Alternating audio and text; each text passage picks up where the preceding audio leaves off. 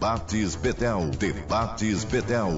Apresentação: Orsino Filho. Atenção, ouvinte. As opiniões aqui emitidas são de inteira responsabilidade dos senhores debatedores, não expressando a opinião desta emissora.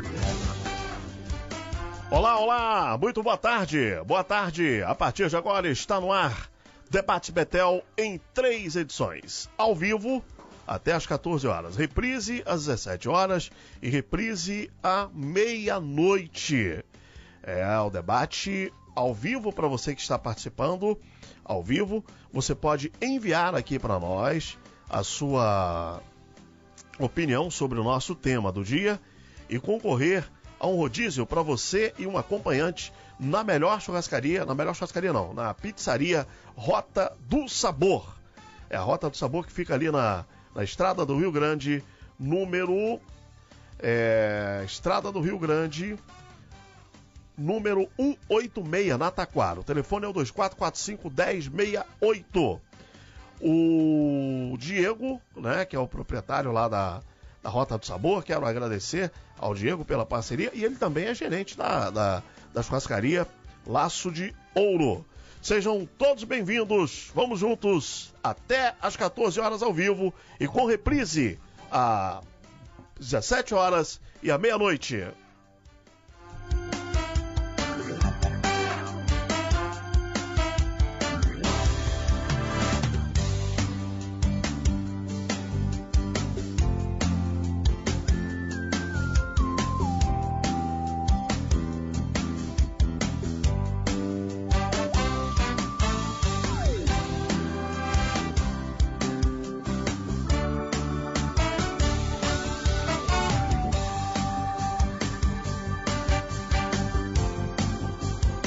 Bom, comigo à mesa para mais um debate, o pastor Carlos Roberto da Assembleia de Deus de Madureira e o nosso querido pastor Rocha. Vamos começar ouvindo boa tarde aqui do nosso pastor Carlos Roberto, né? Tudo bem, pastor? Boa tarde. Boa tarde, tudo ótimo. Para nós é um prazer estarmos aqui pela primeira vez na Rádio FM Betel, né? Betel 9.7 e agradecemos a Deus por esta oportunidade, podemos estarmos aqui para juntos fazermos parte desta mesa, em contrapartida também abordar um tema bastante relevante, né? Para a glória de Deus. Amém. Tudo bem, Rocha? Boa tarde. Prazer tê-lo aqui mais uma vez. Seja bem-vindo. Boa tarde, Orsino. Boa tarde, pastor Carlos. Boa tarde a todos os ouvintes. É um prazer estar aqui novamente, né? Estive aqui semana passada, quarta-feira, e graças a Deus tive essa oportunidade de poder estar aqui novamente para a gente conversar um pouco sobre esse tema que é muito importante, porque a gente pode dizer que é um tema que vai se cumprir daqui a uns 3 a 4 dias, né? Já está em cima, né? Propriamente dito, agora domingo, nessas eleições. E vai ser interessante ouvir a participação dos ouvintes, nós como debatedores. E acredito que vai ser muito bom. Bom, antes de nós entrarmos no tema propriamente, eu comentei aqui há um tempo atrás que eu tinha a sensação de que as pesquisas não estavam retratando a realidade do pleito. Até pelo contato que a gente tem com as pessoas, e você ouve muito as pessoas dizerem que vão votar no Bolsonaro, e as pesquisas não estavam retratando isso. Eu falei, olha, provavelmente na semana da eleição os institutos de pesquisa vão começar a dar o número real da posição do Bolsonaro, porque vai ficar um negócio muito feio para eles, né? Se o resultado da eleição ficar muito fora do que as pesquisas apontam. O senhor tem essa sensação, pastor Carlos, ou eu estou equivocado nessa minha percepção? Perfeitamente, né? Sem sombra de dúvida. Ficamos um pouco tanto apreensivos, com relação a essa data efetiva do dia 7, né? O dia que então chegaremos ali às urnas para então votarmos em um dos candidatos a presidente. Mas em contrapartida, eu penso que é um momento que nós devemos refletir, pensar bastante com relação aos candidatos que estão pleiteando, que estão efetivamente interagindo para chegar até a presidência. Então eu creio que o povo de Deus, propriamente falando, nós que somos o povo de Deus, separados, né? Não querendo adentrar ou puxar sardinha para qualquer tipo de candidato, mas ficar atento com relação a esses candidatos da esquerda, né? Haja vista que temos que analisar a proposta de cada um e ver o que cai bem com relação e também vai favorecer efetivamente a Igreja do Senhor. E aí, Rocha, você acha que você teve essa sensação também de que as pesquisas, até uma certa altura, não estavam retratando o que de fato a gente estava sentindo no que as pessoas estavam dizendo nas ruas?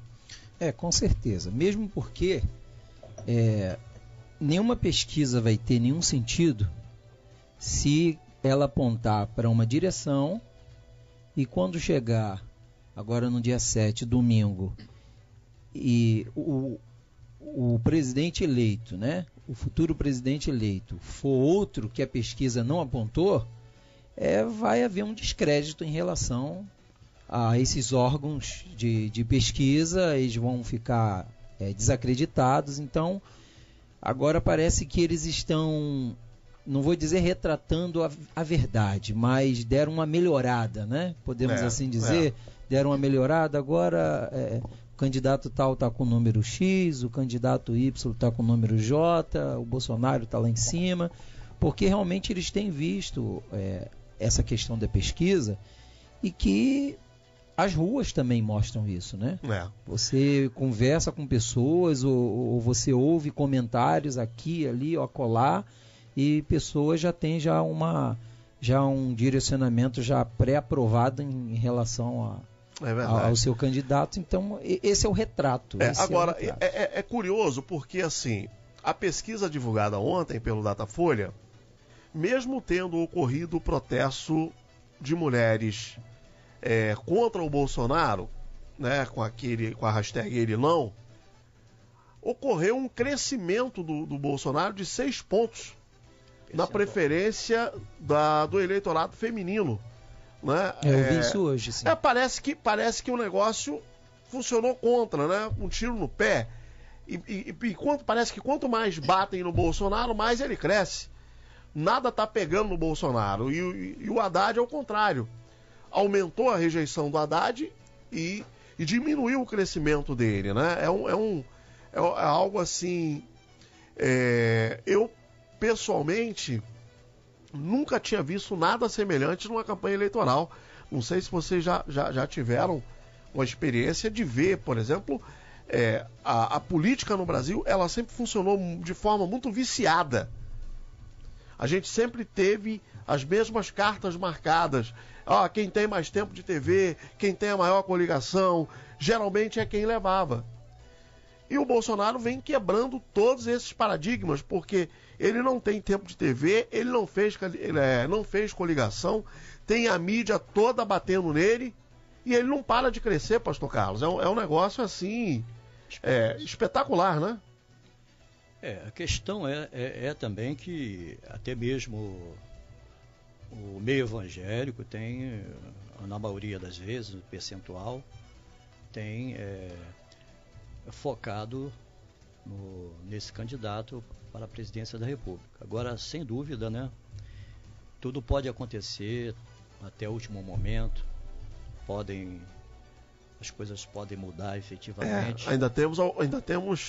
Ainda há uma luz. 3 dias, né? Ainda há uma luz, como diz aí, no fundo do túnel, e pode haver uma mudança aí, efetivamente, com relação aí esse percentual. Ele está atualmente aí com 32%, né, nas pesquisas, estive olhando ontem, e o candidato que está do segundo lugar, né, vem acompanhando ele aí, mas contudo pode acontecer alguma coisa para que essa mudança seja feita aí, e até porque também tudo está no controle, né? A gente tem que crer na soberania de Deus, né? Eu creio que ninguém assenta numa cadeira de poder, tanto no legislativo quanto no executivo, sem a permissão de Deus. Em primeiro lugar, nós entendemos que prevalece a permissão de Deus, sem sombra de dúvida. Em contrapartida, né, o povo está opinando porque quer ver alguém. Mas, acima desse percentual aí, nós podemos analisar também a questão dos votos nulos, votos em branco, Sim. pessoas que não estão querendo interagir com relação às urnas, Sim. né? Sim. Pessoas que já estão desacreditadas na política do nosso Brasil, mas nós que estamos salvaguardados pelo nosso Deus, nós não podemos ser omissos nessa reta final. Nós temos que analisarmos e então efetivamente escolher alguém que possa de fato ser orientado e designado por Deus para estar na presidência da República. Rocha, você acredita que essa eleição a decisão está nas mãos das mulheres? Porque eu tenho percebido, político é político, né?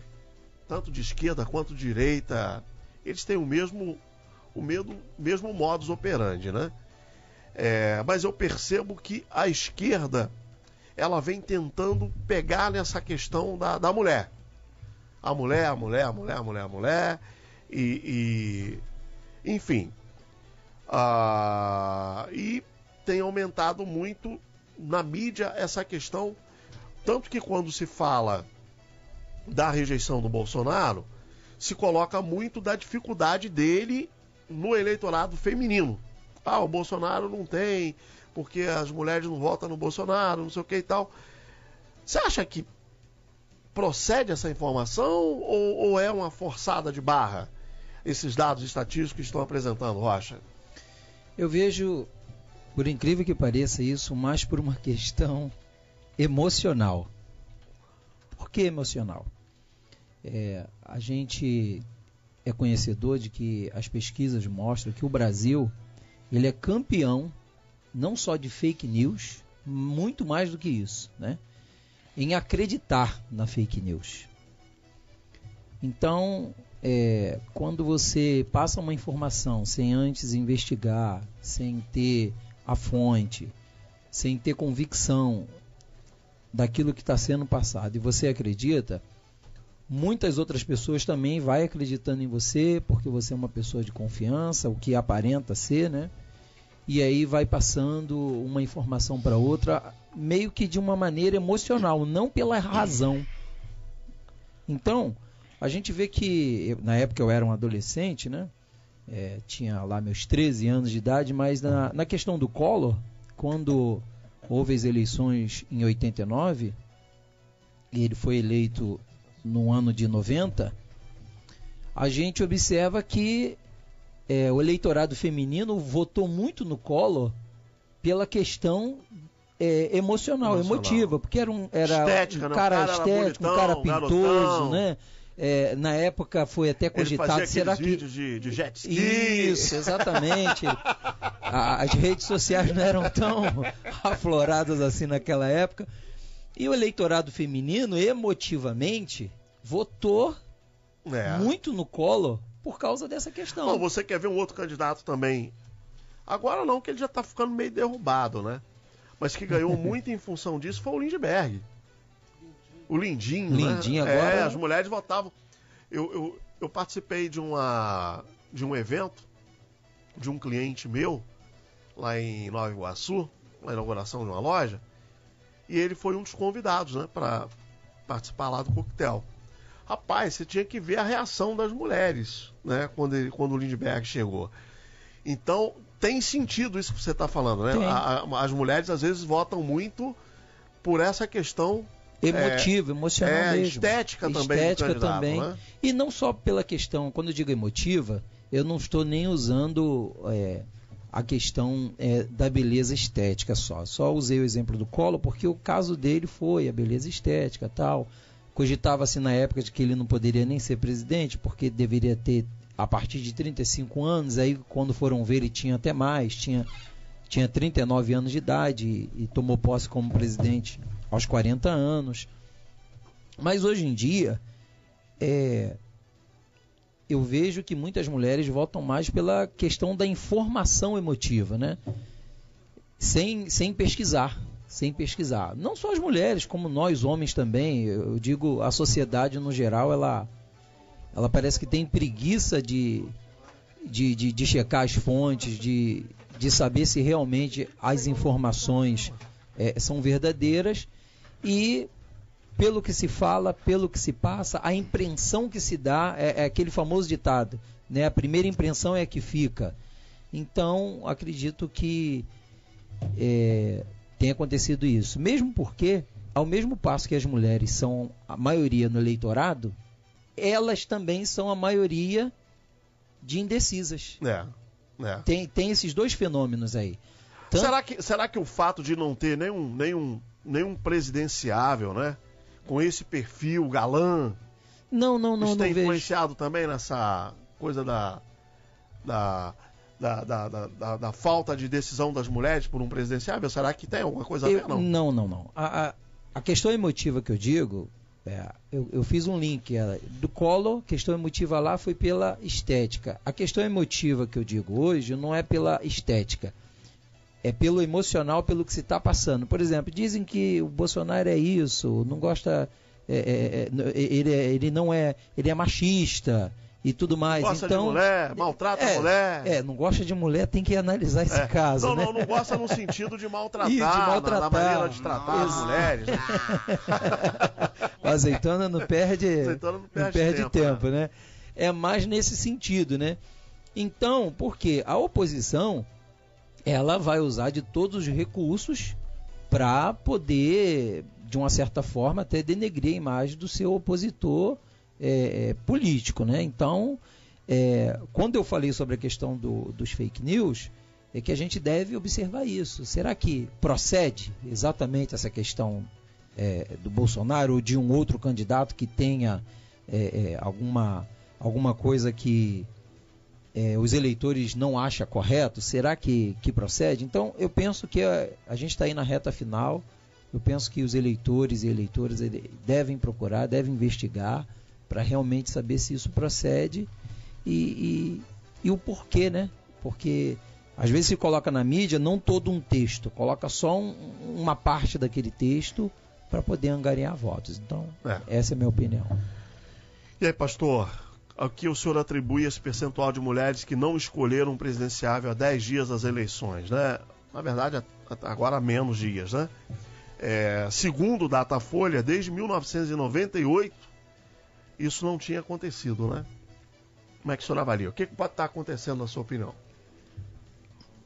Eu acho que, na minha opinião particular, tem muito a ver também com aquilo que o pastor André tem falado. Mas, em contrapartida, nós denotamos que, no decorrer dos anos, com relação a alguns candidatos, não só a presidente, mas candidatos estaduais, federais e candidatos ao Senado, as pessoas às vezes focam naquele candidato. Por quê? Porque aquele candidato é engraçado, né? Ou aquele candidato era famoso, é isso? Mas não procura, por sua vez, analisar a sua proposta, não é isso? A capacidade de interagir nas questões políticas, porque não basta só ser engraçado para você se posicionar numa cadeira e assumir uma liderança nesse vasto país que é o Brasil. Há de convir comigo que é uma necessidade nós ir um pouco mais além. Então, esse tema que vocês trouxeram a lume, né, é um tema que chama muita atenção. E é em forma de pergunta, né? Você acredita que as mulheres podem decidir a eleição? Se formos adentrarmos a Bíblia Sagrada, né, nós vamos observar que as mulheres tiveram muita influência em torno da história, né, tanto na história do cristianismo, né, no seu contexto, como também mulheres que se destacaram em função de alguma coisa. Então eu acredito que pode haver uma influência, positivamente falando, né, com relação a tudo isso aí, porque nós sabemos, é isso aí, que a mulher, ela tem uma força interior muito forte, e às vezes também tem um poder de decisão também muito forte. Nós voltarmos lá no livro de Gênesis, Bereshit, nós vamos analisar que através de uma mulher, né, toda a nação, todo o povo adentrou a culpabilidade, como diz na expressão do apóstolo São Paulo: todos pecaram, né, e destituídos foram da glória de Deus. E por uma mulher também chamada Esther, não é isso? A nação israelita, foi salva de perigos iminentes. Então, nós acreditamos, quer dizer, eu particularmente acredito no potencial da mulher com relação a um poder decisivo.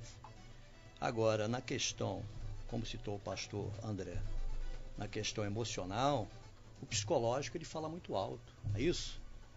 Porque traça o perfil do candidato, que dizem, né, vou abrir uma aspa, que dizem, já foi espancador, que é grosso, que é isso, que é aquilo, mas não podemos apurar se é inverdade ou se é verdade, é isso?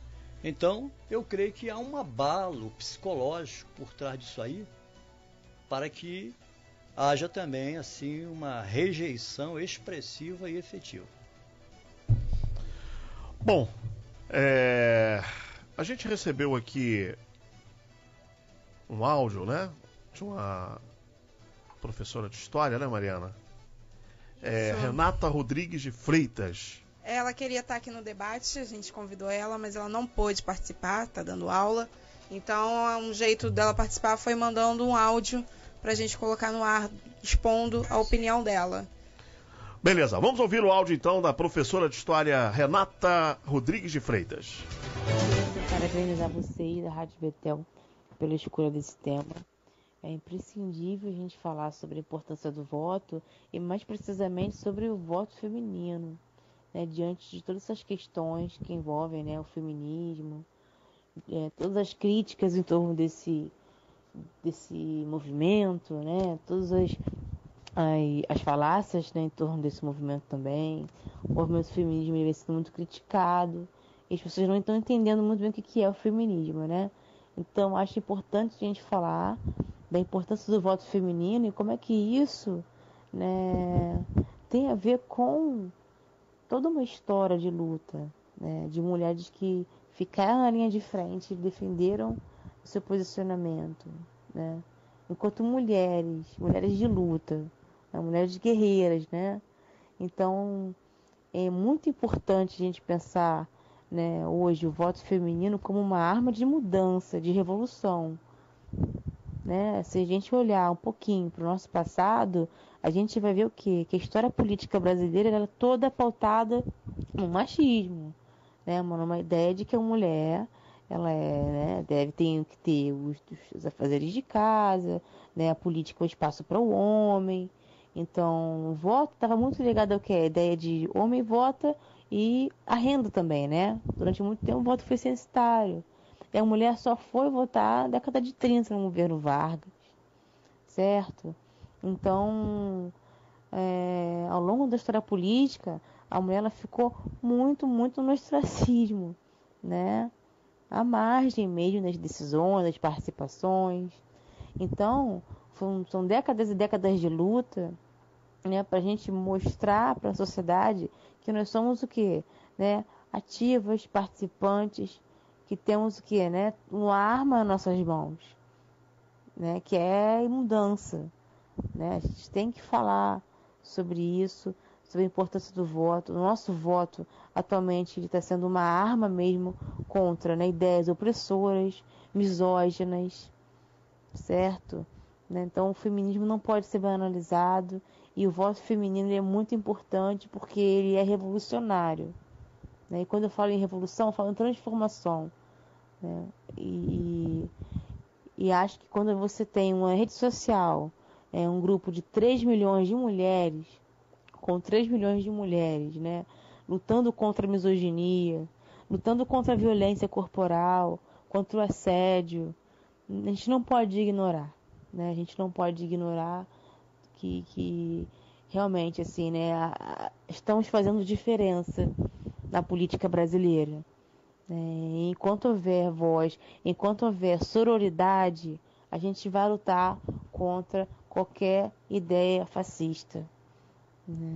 Vamos lutar contra a violência em relação à mulher, contra a opressão. A gente quer diálogo, a gente quer falar e vão ter que nos ouvir, né? Então, assim, queria muito mesmo poder participar do debate, falar tudo isso de maneira muito mais detalhada, enfim. Mas agradeço a oportunidade, enfim, né? Vai que, se puder, né, colocar um trechinho desse áudio. Não sei como funciona o esquema, mas enfim. Agradeço, tá bom? Um beijão. Obrigada aí pela oportunidade. Espero participar de um debate, né, de uma entrevista aí com vocês. Um abraço e parabéns pela iniciativa. Bom, obrigado, Renata. Ô Rocha, essa questão do feminismo, ela é extremamente complexa, né? A sociedade está passando por um momento de transformação mundial, e é claro que há que se preservar o direito das mulheres, né? E eu sou radicalmente contra toda e qualquer forma de preconceito, de dominação, de violência contra a mulher, mas eu também não concordo com o movimento feminista, pela maneira como o movimento tenta se expressar. Né? Eu acho que elas radicalizam muito. Né? Eu acho que existem formas. A mulher, ela tem uma força tão extraordinária, né? Sendo feminina, que ela não precisa se transformar num homem para querer dominar. Né? Quantas mulheres são femininas, inteligentes e são contra o movimento feminista? Porque esse movimento feminista é bem complicado de entender onde eles querem chegar, né, Rocha? As suas palavras eu posso dizer que são também as minhas, e quero até fazer alguns comentários aqui em relação à mulher. Eu não vejo a mulher inferior ao homem no sentido pleno da palavra, na sua totalidade. Eu acho que não deveria existir nenhum dos dois movimentos, né? Nem o movimento machista, nem o movimento feminista. E existem esses dois extremos exatamente porque tanto um quanto o outro estão querendo forçar uma barra, né? Eu penso que em uma sociedade deve haver um convívio pacífico. Todos têm os seus direitos, mas isso não significa que a pessoa tem que ser extremada. A pessoa tem que levar tudo ao extremo e dizer agora eu quero que seja assim, agora é dessa maneira ou daquela outra maneira. Eu acredito que esse fenômeno se dá por conta de o machismo, né? Puxa aí até para o lado de quem é machista, o que não é o meu caso. Eu sou macho, mas não sou machista, é diferente, né? Eu acho que a mulher ela tem que ser feminina sem ser feminista. E existe essa diferença entre homem e mulher exatamente para que eles se completem em tudo. Não estou só falando na questão romântica ou emocional, mas existem coisas que são melhores desenvolvidas por homens e outras coisas que são melhores desenvolvidas por mulheres. A minha mulher, por exemplo, ela é pastora lá na igreja, ela trabalha também comigo no comércio que nós temos, e ela consegue atender o telefone, chamar a atenção do nosso filho de 5 anos, e se eu pedir alguma coisa a ela ainda, né, ou me dá uma branca ou diz sim. Eu já consigo fazer só uma ou duas coisas ao mesmo tempo. Então a mulher ela tem essa multifaceta, né, de conseguir fazer muitas coisas ao mesmo tempo. Então eu penso que a mulher ela não precisa de ser feminista. Eu penso que esse movimento feminista ou até mesmo o movimento machista, ele não deveria existir. Deveria existir um respeito mútuo. E por conta desses anos todos em que as mulheres ficaram ali entre aspas, né, escravizadas pelo movimento machista, isso há séculos, eu acredito que como a sociedade evoluiu, as mulheres de uma certa forma estão tendo maior liberdade em todas as áreas da sociedade.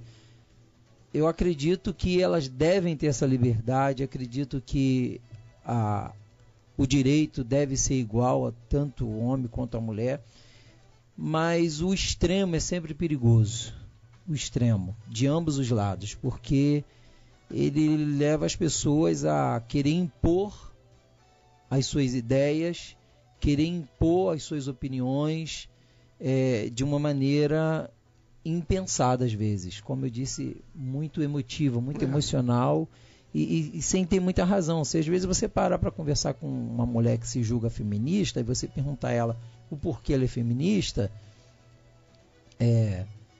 fica até complicado dela te explicar isso. Talvez ela porque outras que estão unidas a ela e ela abraça aquele movimento sem saber. Tem um filósofo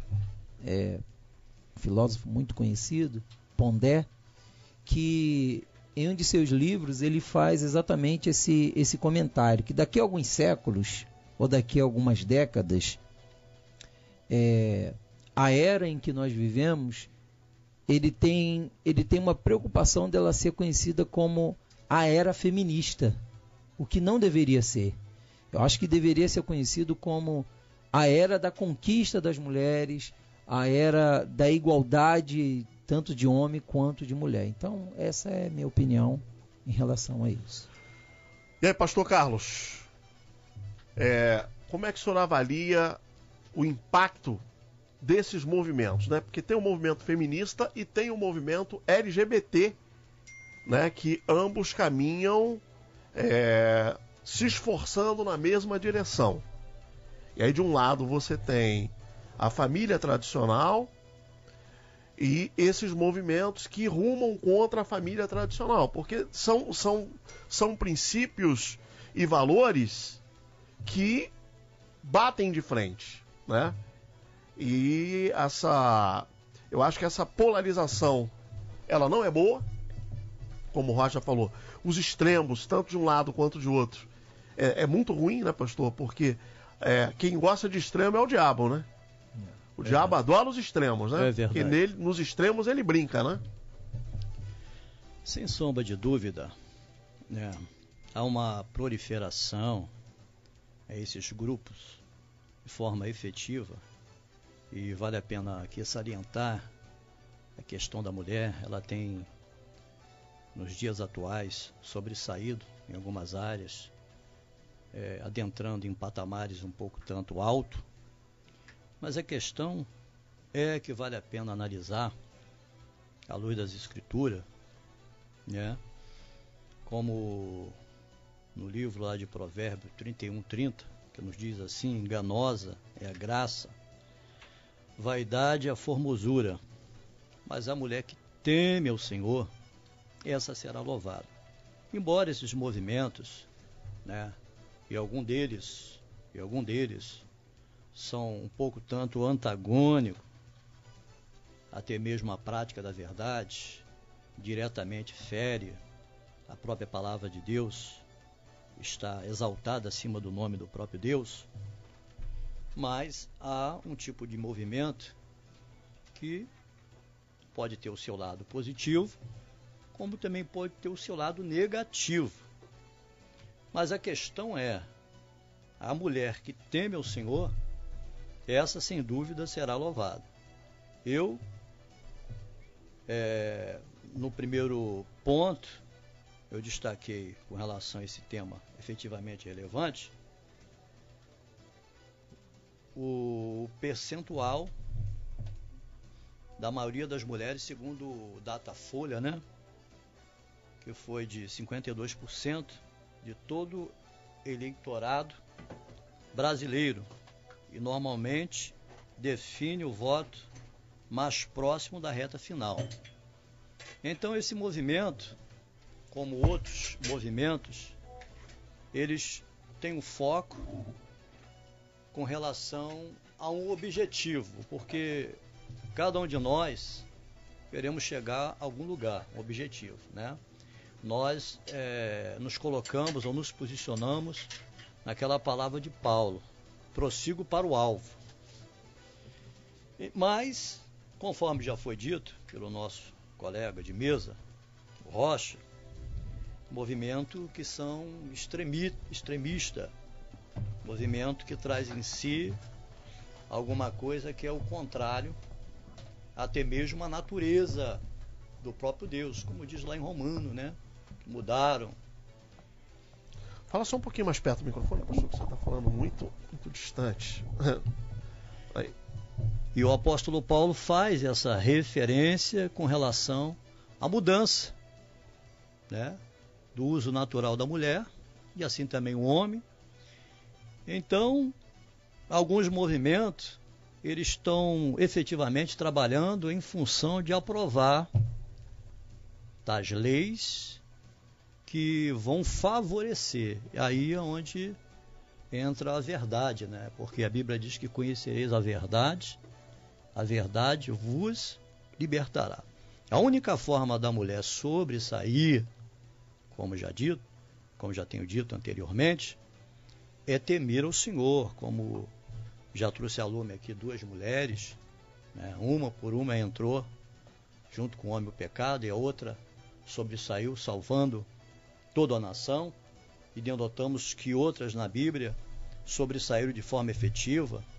Poderíamos até trazer a lume, como Raabe, Débora, Ruth e outras, Priscila, Maria.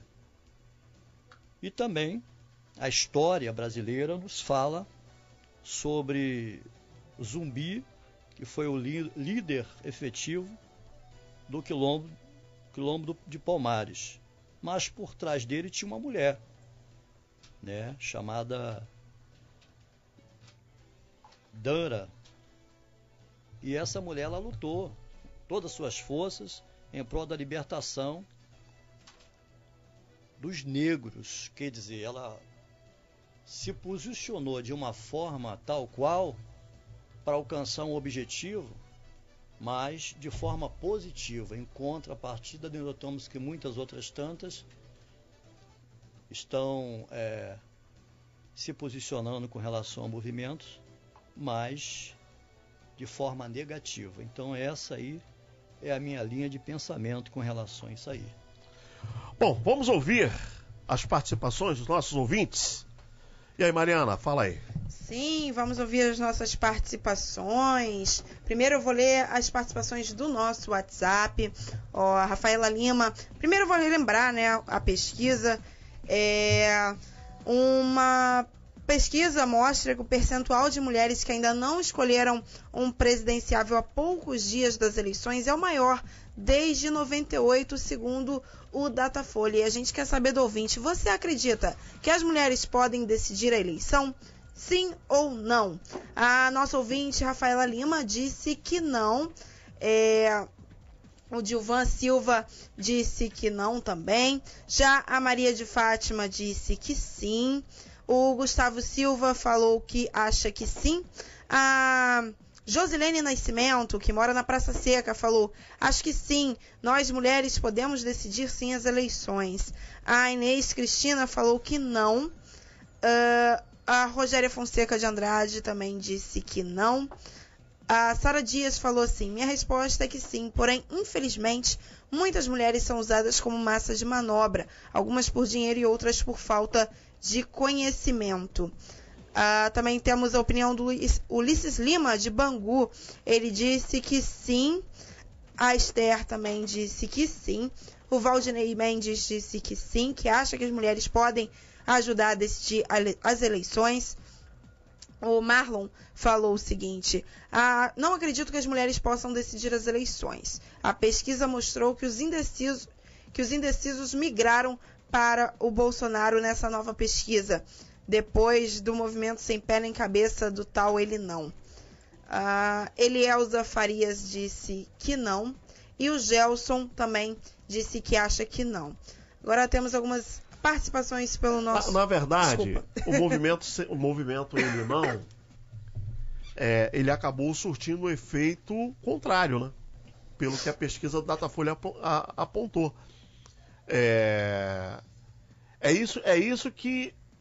Isso é que é complicado, porque assim, por mais que esse movimento tente falar em nome das mulheres, eles demonstram não ter essa influência que eles gostariam de ter sobre as mulheres. Pelo menos é a sensação que se tem, né, Rocha? Porque, teoricamente, a mídia fez um mise-en-scène. Porque as mulheres encheram as ruas no Brasil inteiro contra Bolsonaro, blá, blá, blá, blá, blá, blá. Mas aí a pesquisa vem e joga o Bolsonaro para cima e aumenta o percentual de mulheres que vão votar nele. Então, esse movimento não está com essa força que eles acham que tem, né? Pelo menos é o que aparece, né, Rocha? Mesmo porque é o que eu comentei aqui.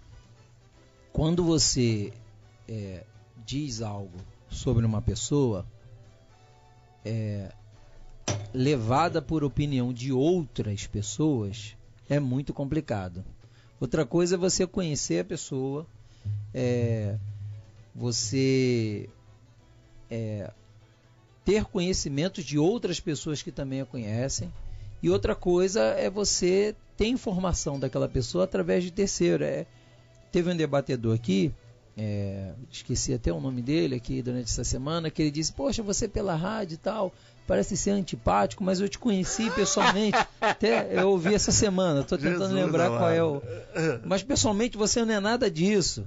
Então às vezes se vende uma imagem, às vezes se vende uma imagem, às vezes a pessoa tem uma fala pelo jeito dela falar, não é? Às vezes você acaba criando um conceito pré-determinado, pré-estabelecido de uma pessoa, porque uma outra te contou sobre ela. Então você já cria um conceito. Agora, quando você conhece a pessoa, quando você convive com a pessoa, quando você tem informações sobre essa pessoa, ou você passa a conviver com ela, você vê que não é aquele peixe que se vendeu, né? Não é aquilo tudo. É igual a imagem a imagem de um pastor, por exemplo. Hoje você fala de pastor na sociedade brasileira, qual é a ideia que a pessoa tem? Pastor é uma pessoa rica, não trabalha, ganha dinheiro dos outros. E aqui tem dois casos claros aqui, ó. Eu trabalho, tenho meu comércio próprio, não sou assalariado da igreja, ele também trabalha, tem o trabalho dele próprio, também é pastor. Eu tava na fila de um banco para pagar uma conta, eu tava com a roupa lá do meu trabalho e tal, aí chegou um irmão da igreja... Hoje tem aumentado muito, né, o número de pastores chamados bivocacionais. Exatamente. Né? Aí, pastor, quando falou pastor, o banco inteiro olhou para trás para ver quem era o pastor. Era eu, né? E tem esse preconceito, não só em relação a pastor, mas em todo segmento da sociedade. Eu acho que as pessoas não podem ser, entre aspas aqui, ser levado pelos comentários, mas averiguar, né? Para ver se realmente aquilo confere ou não, se aquilo é verdadeiro, se é falso. Essa é a minha opinião em relação a isso. Segue aí, Mariana. Bom, mais participações aqui. O Tony Ferreira disse que sim. O problema das mulheres, a qual eu defendo, é que elas ainda dão crédito à mentira, seja por ingenuidade, seja por emoção, seja por confiar. No dia que a mulher não se deixar levar, ela mudará esse cenário que a escraviza e ensina de que a mulher não deve ganhar chocolate nem flores, e sim trocar pneu de caminhão e encher as colunas de concreto. Eu não sei de onde ele tirou isso, porque eu adoro chocolate e flores, mas tudo bem. O André Fidelis disse que sim, que concorda. E a Branca disse que sim. A Maria das Dores disse que sim. O Evandro disse que não. O Alessandro disse que sim. A Zilma disse que não. Beatriz disse que sim. Marlúcia disse que não. E o Albérico disse que não. Essas foram algumas das nossas participações pelo telefone. Beleza. Bom, ninguém mandou áudio? Hoje não. Hoje não. Bom, o Rocha, qual a sua expectativa? Porque a eleição, a cabeça do brasileiro é um negócio meio difícil de entender. Por quê? Se por um lado o cenário aponta que o Bolsonaro vai ganhar as eleições, o povo está dizendo não ao sistema tradicional da política.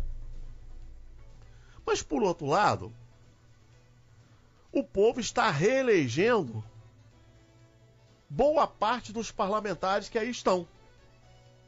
Aí vai ficar um negócio meio louco, porque você vai ter um presidente que vai bater no sistema. Mas aí você reelegeu os mesmos caras que promoveram toda essa tragédia que está acontecendo com o Brasil. Vai ficar um negócio bem complicado, né? Pro Bolsonaro administrar isso, né? E agora também tem outro detalhe. Por exemplo, tudo que é político agora tá apoiando o Bolsonaro, porque já viu que ele vai ganhar, né? Parece que está acontecendo uma movimentação aí de 200 deputados já do Centrão, que são ligados à campanha do Geraldo Alckmin, que já estão fazendo um movimento de corpo para apoiar o Bolsonaro. Como é que vai ficar esse negócio na sua visão, Rocha? Vai ficar né? Devem ter até virado crente, não? Meu irmão, político para ser eleito, eles fazem qualquer negócio. Glória a Deus! O que acontece? Eu orientei lá na igreja sobre essa questão e eu comentei alguma coisa um pouco aqui também semana passada. Se tornar eleito ao executivo como presidente da República, quanto governador do estado, é importante, porque ele é a pessoa que o Flávio França semana passada até comentou sobre isso, porque ele é a pessoa que é mais vista, né? Seja o governador, seja o presidente. Mas ele, na verdade, ele trabalha em cima de leis que foram feitas pelos deputados, sejam estaduais ou federais. Então, se você também coloca lá no Senado Federal ou na Câmara Federal pessoas que ou têm envolvimento com questões ilícitas ou às vezes são até apadrinhados por essas pessoas que estão envolvidas. Se você elege essas pessoas, é como se você estivesse elegendo as mesmas pessoas que você não queria que tivesse lá. Então, quando eu digo que o nosso povo deve estudar, pesquisar, se informar, é nessa hora. Porque o fulano não vai, mas ele manda o testa de ferro dele. Ele não vai, mas ele manda o secretário. A sua candidatura não pôde efetivamente ir à frente por algum motivo, mas ele está apoiando X, Y e B pessoas que são ali do grupo dele, que vai entrar dentro do legislativo e vão ali fazerem leis que fica difícil para qualquer governante levar o país, porque o que acontece é assim, o deputado ele faz a lei, né? Aí a lei vai para o Senado. Se o Senado também aprova, volta para a Câmara de novo e vai para o presidente, ele tem que ou ele veta ou ele sanciona aquela lei. Se ele veta, não adianta, porque ela volta de novo e da outra vez não tem como mais, não tem mais aquele poder de veto. Então acho que o povo deve ficar atento. As pessoas só comentam assim na rua. Eu fico indignado quando eu ouço isso. Poxa, esse ano nós vamos votar para 6. Só fala isso. Esse ano nós vamos votar para 6. A pessoa não sabe nem quem são. Não digo nem... A palavra não é essa, nem quem são. Eles sabem até quem são essas pessoas, mas o que elas fazem, a função efetivamente dessas pessoas, no cenário brasileiro, a pessoa sabe que tem que votar para deputado federal, deputado estadual, para 2 senadores, para governador, para presidente da República. Já escolhi os meus candidatos. Aí vai pelo lado emotivo. Escolhi o candidato porque ele ajudou. Uma fulana disse que ajudou ela e pediu para me votar nele. Ou então, o fulano disse que se eu votar nele eu vou ganhar isso, eu vou ganhar aquilo. E esquece de todo um contexto. Eu não vou votar numa pessoa porque ela vai me fazer bem, ou só bem a minha pessoa. Eu preciso de votar numa pessoa em que eu acredite que aquela pessoa ela vai fazer o máximo que ela puder em prol do benefício do povo. Como Mardoqueu, as escrituras diz que Mardoqueu, ele quando ele ficou abaixo ali apenas do rei, ele procurou o bem-estar do seu povo, mas de toda a sociedade em que ele estava inserido. Então eu penso isso. A pessoa, ela deve ser eleita, os eleitores devem ficar bastante atentos em relação a isso, para que não se aprovem leis que depois vai contra a sua fé, ou vai contra a sua convicção, ou vai contra pessoas mais desfavorecidas. Essa é a minha E aí, preocupação. pastor Carlos, como é que o senhor avalia, porque o nosso sistema de governo ele é bicameral, né? E o executivo ele fica muito limitado em função do legislativo. E aí, como é que o senhor avalia, por exemplo, o Bolsonaro tem um discurso contra o sistema, mas o povo reelege os caras que são a cabeça do sistema? Vai ficar complicado esse negócio, não vai não, pastor? Perfeitamente. Agora, vale a pena, a princípio, salientar a questão é que o povo, o povo deveria traçar, a princípio, um perfil, né, de cada candidato, para que não venha a ocorrer em erros efetivo com relação à candidatura ou eleger algum candidato que mais tarde possa causar qualquer transtorno, tipo reforma, né, da Previdência. E nós sabemos que estão falando muito na questão da reforma da Previdência. E essa questão dessa reforma da Previdência há de convir comigo, ou concordar em gênero e grau, que vai trazer transtorno para o cidadão, né?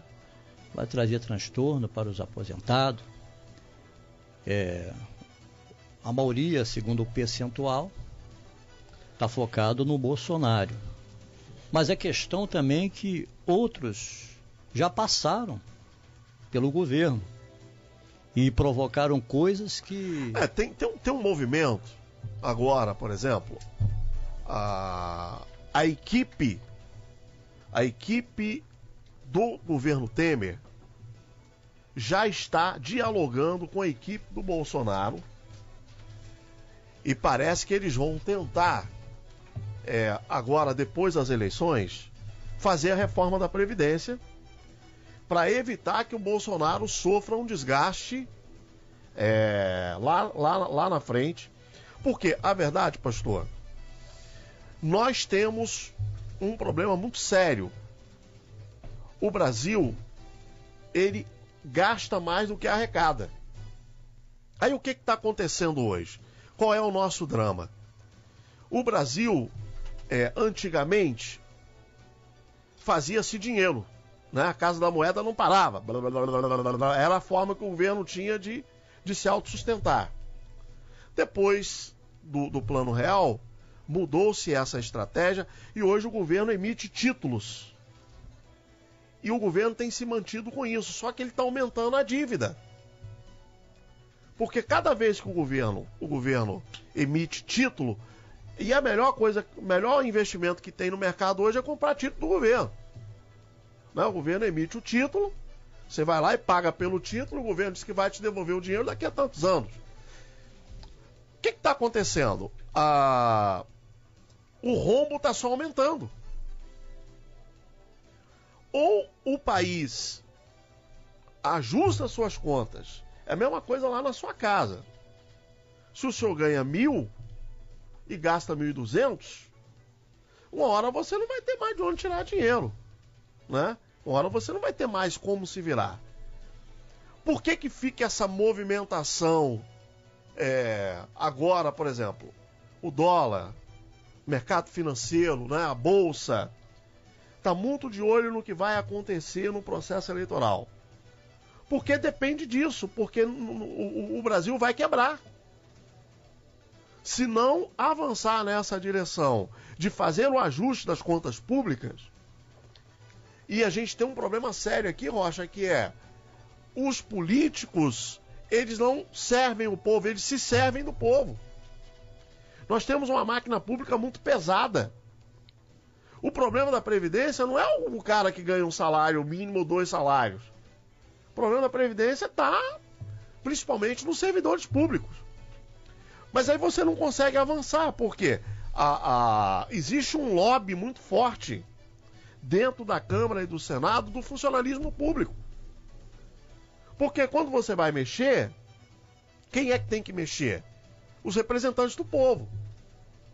Mas os representantes do povo não brigam pelo povo, acho. Né? Eles acabam defendendo ali os seus interesses pessoais. E aí, dentro de um contexto de uma política como a nossa, né, os empresários, o Palocci falou na delação dele, a JBS repassou para a campanha da Dilma. A Dilma declarou que gastou acho que 300 milhões na campanha, mas só a JBS doou 1 bilhão e 300 milhões para a campanha dela.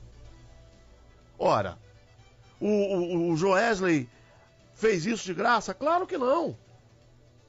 Claro que não. Mas o povo brasileiro parece que fica muito... Nós somos pacíficos demais nesse aspecto. A população precisa começar a se organizar de uma forma para dizer não a esse tipo de coisa. Né? Vai fazer a reforma da Previdência? Beleza, que se faça a reforma da Previdência. Vai fazer a reforma trabalhista? Beleza, que se faça a reforma trabalhista. Mas que não perca só o pobre. Porque a corda só arrebenta do lado mais fraco, a corda só arrebenta pro lado pobre. Agora nós estamos pagando aí, ó, esse negócio da... Gente, como que a economia brasileira prosperou? O Brasil, sabe, viveu anos aí de muita prosperidade na área econômica. Não fizeram nada. Eu acho um absurdo hoje a gente ter que estar pagando bandeira vermelha em conta de luz. O governo, naquele momento de prosperidade econômica, o governo poderia ter investido nas hidrelétricas, em fontes renováveis de energia. Agora, eu tenho que pagar uma conta que os caras roubaram, gastaram tudo que tinham, que não tinha. Aí agora a gente está pagando a tal da bandeira vermelha. E às vezes o povo brasileiro vai aceitando essas coisas com uma certa passividade que preocupa, né? Então, assim, as reformas não tem jeito. É uma discussão que tem que se colocar, porque daqui a 50 anos ninguém mais vai ter aposentadoria. Quebra tudo, acaba tudo, e aí? Quem vai pagar quem? Tem que se discutir, tem que se conversar. Agora, o difícil é conversar, porque aí fica cada um puxa para um lado, cada um quer defender o seu. O trabalhador, por sua vez, fica prejudicado, porque quem deveria representá-lo não representa. E a gente fica meio sem pai e sem mãe no meio dessa confusão, né? Mas não é isso que acontece, pastor Carlos? A problemática maior, eu ia até elencar, com relação aí o que tu trouxe a lume, mas a questão do nosso país não envolve só a parte das reformas, a reforma na Previdência, como também outras demandas que devemos dar toda atenção.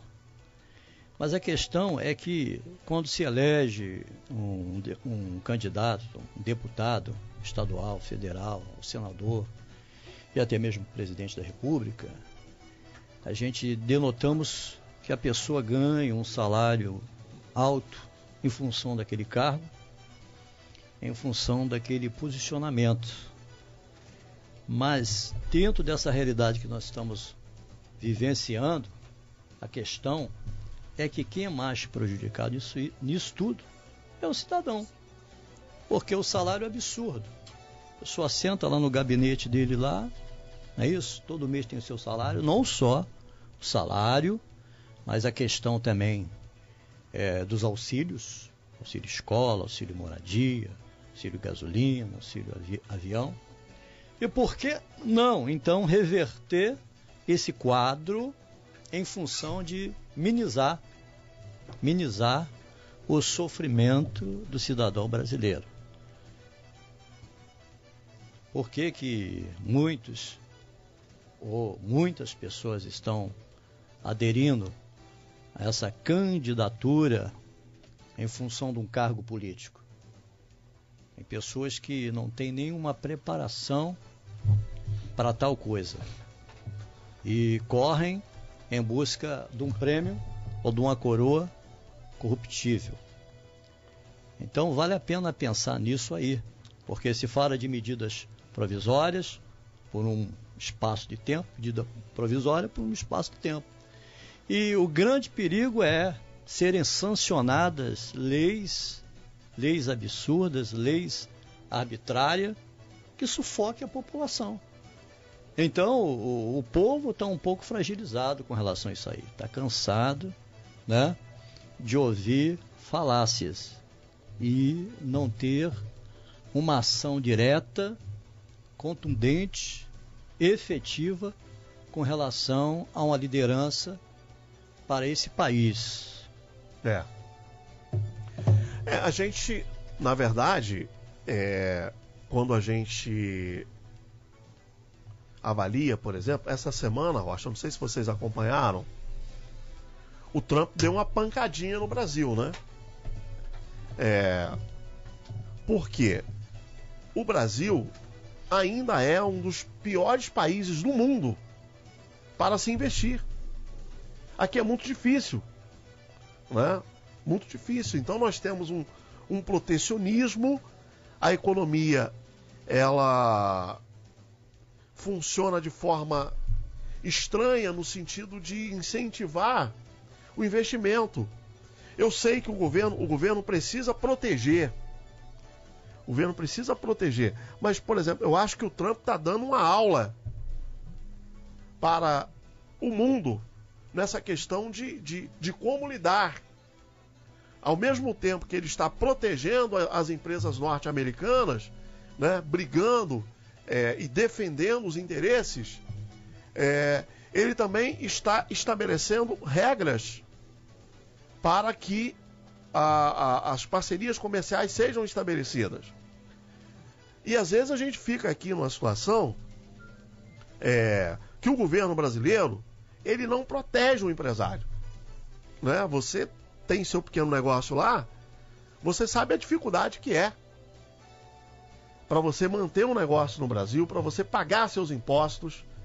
O Estado brasileiro, ele não funciona como um facilitador, ele é um peso morto que você tem que carregar nas costas, né? A gente acaba tendo que pagar uma carga tributária absurda, né? A gente é tributado o tempo todo.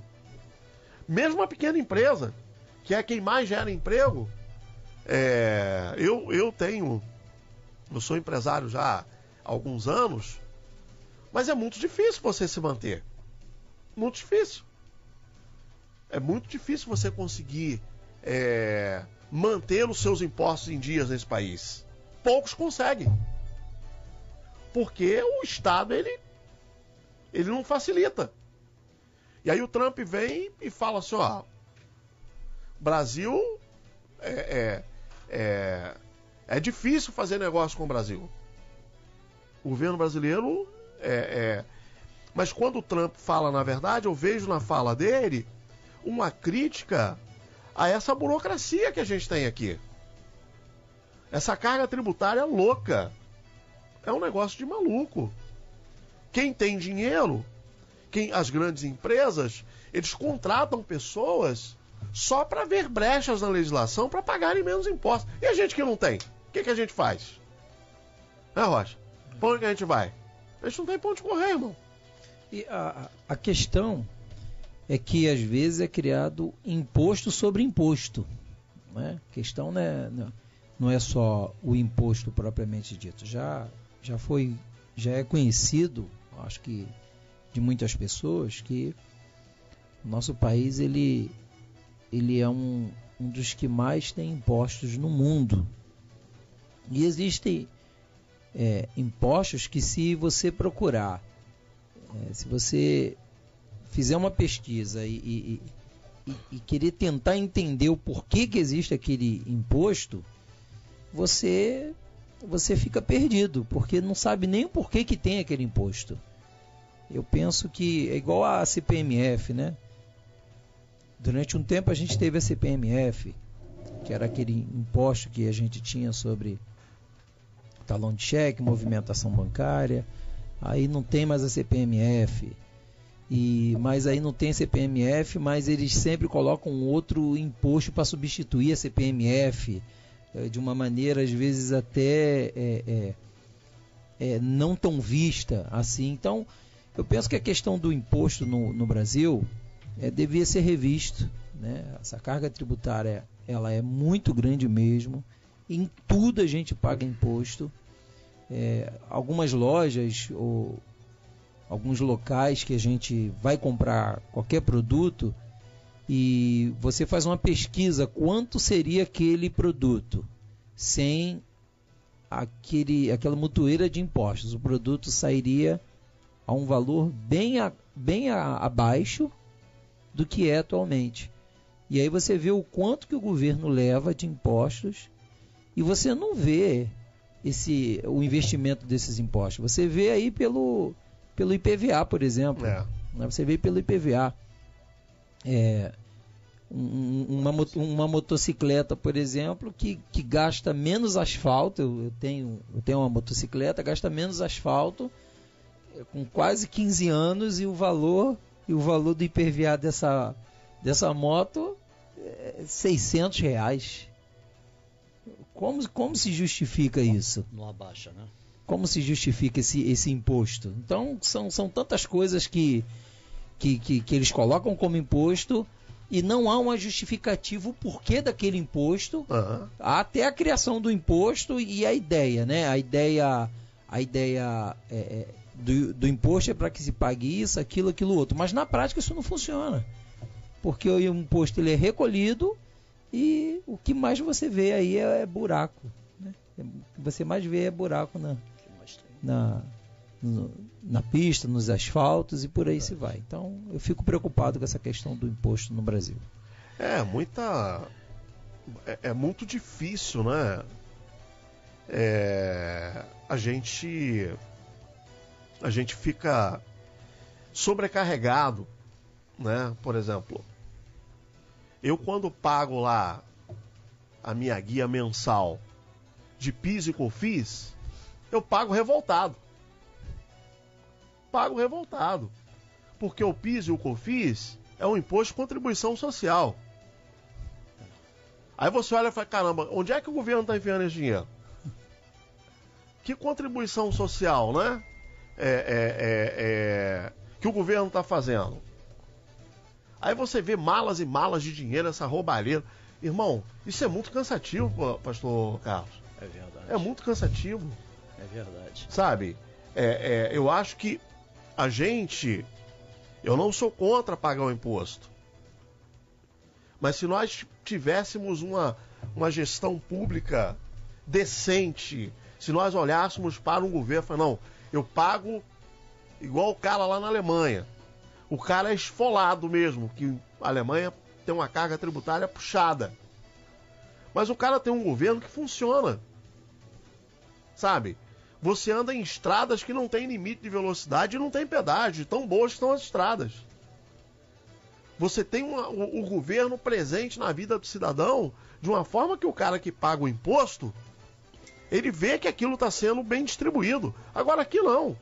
Aqui você paga, e os caras roubam tudo, não tem nada de volta. É verdade.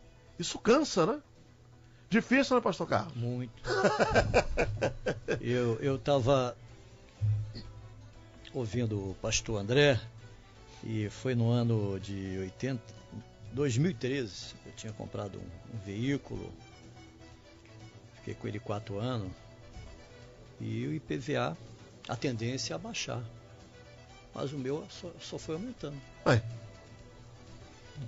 Em contrapartida, essas ruas cheias de buracos, você vai em países aí fora, o asfalto é um tapete, e com relação à questão tributária, ela é altíssima. Eu acho que poderia ter uma gestão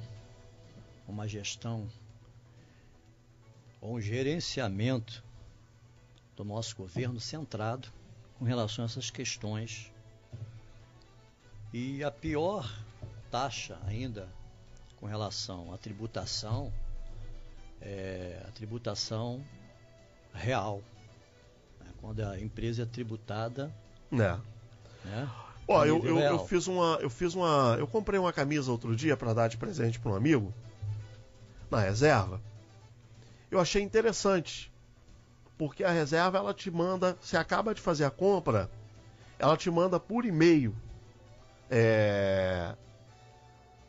o que ela, por exemplo, eu paguei R$199 na camisa. Percentual. Aí eles me mandaram um relatório.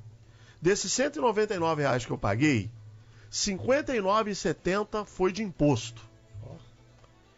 R$139,30 foi o faturamento líquido. Depois eles tiveram mais R$109,45 de custo operacional, mais o custo da mercadoria. E o lucro deles numa peça de R$199 foi de R$29,85. Aí imagine qual a empresa que aguenta. E aí, o consumidor... Eu acho interessante eles fazerem isso. Interessante. Porque o consumidor, às vezes... Porque eu havia comentado aqui. O consumidor, às vezes, acha que o cara vendeu a peça por 200, que ele ganhou 100. Na verdade, uma camisa que a reserva vende lá por R$199, a margem de lucro dela é de R$29,85. E ainda fazem uma coisa que é bem interessante, que eu não sabia também, a cada peça que você compra deles, eles doam 5 pratos de comida para quem está passando necessidade. Né? Então, assim, é um diferencial, né? Você vê uma empresa no meio dessa confusão toda, mesmo tendo pago isso tudo de imposto, mesmo tendo o custo operacional, quando ele aponta que o custo operacional está embutido também mais imposto, né? Eles ainda têm um braço social. Mas isso está cada vez mais difícil dentro do contexto, né? Porque isso aqui é um verdadeiro Deus nos acuda, né? Mas com relação a essa crise existencial, nos nossos dias... Fala só perto do microfone, pessoal. Muitas empresas fecharam as portas. Sim, não estou aguentando. Justamente por causa dessa questão tributária. Eu tenho um cliente que era tributado no lucro presumido, e ele fechou as portas devido a essa carga tributária altíssima. Esse negócio de lucro presumido é uma loucura. Né? É uma loucura. Foi obrigado ele mudar, fechar a empresa dele e abrir uma empresa, empreendedor individual, no nome da esposa, para poder continuar tocando o negócio dele, porque o negócio estava quebrando, difícil. Então a gente tem que pensar bem, né? De quem nós estamos elegendo em função disso aí, né, rapaz? Não, o negócio está cada vez mais esquisito, né? Cada vez mais esquisito. Onde vamos parar? Onde vamos parar e como vamos conseguir chegar. Agora, o que mais me entristece é ver que isso não está sendo debatido na campanha eleitoral. Né? A campanha eleitoral ela tomou um rumo onde a discussão ela tem sido muito no campo moral. E a questão estrutural não está sendo debatida. Eu não sei se propositalmente. Mas mais em função de, por exemplo, acusações, apontamentos, mas a questão de propostas efetivas para que esse Brasil possa tomar um rumo diferenciado diante de toda essa problemática que nós estamos aí vendo com os nossos próprios olhos, está um pouco tanto difícil e complicado. Então, nessa reta final aí, nós temos que analisar e esboçar reação, né, dentro desse quadro caótico aí que estamos vivendo. Você é taxado na conta de luz, já foi dito aí, não é isso? Você é taxado no IPVA, você é taxado na sua empresa, não é isso? É muita taxa. Quer dizer... É muita taxa. Como o pai de família vai subsistir de uma forma efetiva com relação a isso aí? Onde nós vamos chegar? Complicado, né? Bem complicado. Bom, estamos chegando ao final do nosso debate. Mariana, resultado contemplado? Entrou mais alguma participação? Sim, tem mais participação. Vamos lá. Deixa eu terminar de ler aqui. A Aurilene Matias falou assim: eu acredito que não. Eu vou retomar a pergunta, né? Sempre volto com a participação, esqueço de perguntar a pergunta. Até porque a rotatividade aqui é violenta, né? Eu esqueci novamente. O que nós queremos saber no nosso debate de hoje é se você, ouvinte, acredita que as mulheres podem decidir a eleição. As participações, a Aurilene Matias disse: eu acredito que não, a parte decisiva nessas eleições vão ser os cristãos, a igreja. O Alexandre disse que sim, que acha que as mulheres podem decidir sim. A Fátima Muratori falou: eu creio que sim, mas não se pode deixar se levar por esses artistas, influenciar seu voto com mulheres, porque Anitta e companhia recebem do partido e eles não estão nem aí para você. Temos que tirar o PT do governo, porque eles vão fazer daqui uma Venezuela. E vocês vão, se vocês elegerem o PT de novo, vão chorar lágrimas de sangue. Pensem nos seus netos e bisnetos, sua família, porque são eles que vão sofrer as consequências. Essas foram algumas das nossas participações de hoje.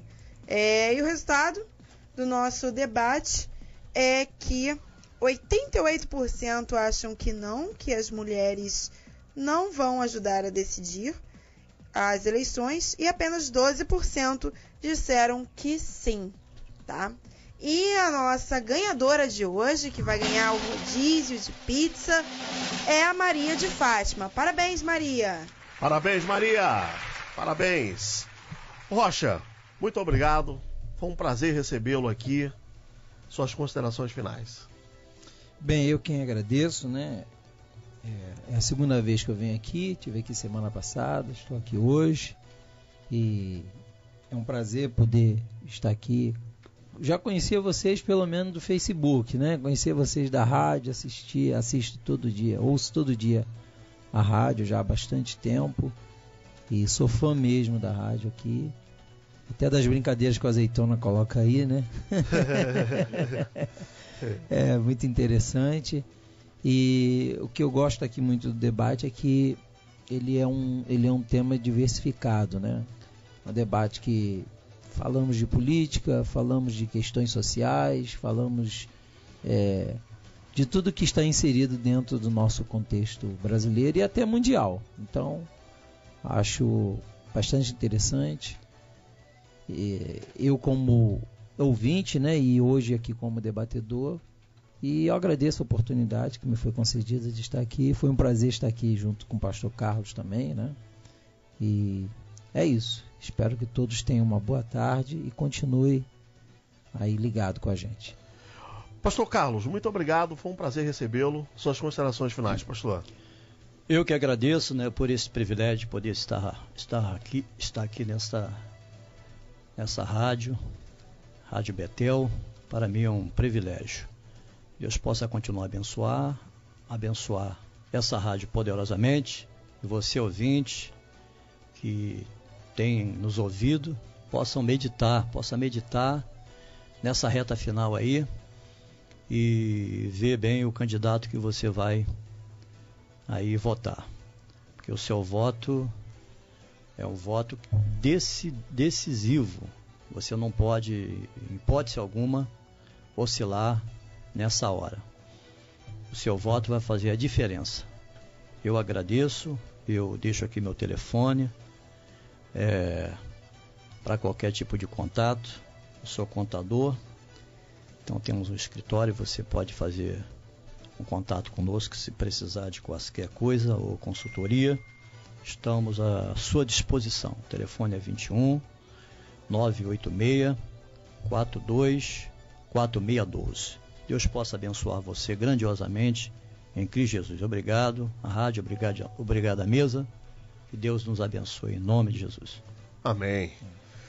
Bom, a produção do programa é da jornalista Mariana Cavaleiros, com assistência de produção da jornalista Bárbara Leal, com os trabalhos técnicos Rodrigo Souza e assistência de produção da Divina Castro. Quero agradecer aos nossos debatedores, o pastor Rocha e o pastor Carlos. Para você que está nos ouvindo à tarde, vem aí na sequência a Cláudia Matos com frequência. Para você que está nos ouvindo, a reprise às 17 horas, né? Me perdoe. A reprise às 17 horas vem aí, Betel Informa e música de qualidade até às 19 horas, que é a hora da Voz do Brasil. Para quem está ao vivo, Cláudia Matos vem com frequência máxima.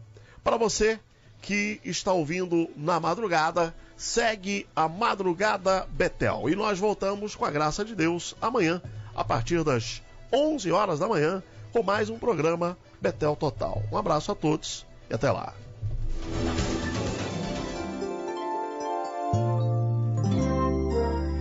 Feche os olhos para orar e o Senhor vai lhe responder. Ele sempre está